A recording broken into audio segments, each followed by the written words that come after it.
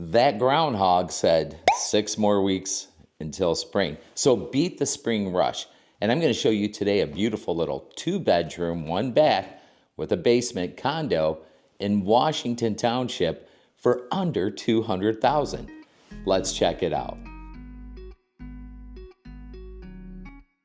This great little 2-bedroom condo has a real nice open floor plan. Lots of space.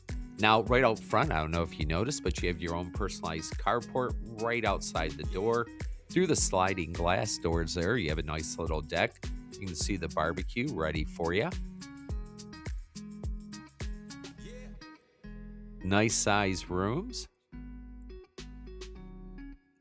And one of the beauties, we're not going to show it here, but you do have a first floor laundry. So no running up and down the stairs doing the laundry. That's always a bonus. Second size bedroom is quite nice size. Now down in the basement, we have one section that's finished, but you have this large basement. If you ever do need more space, there's plenty here to grow into.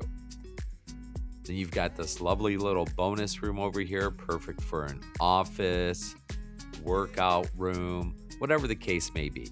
Don't miss out on this condo. Price at $190, it won't last.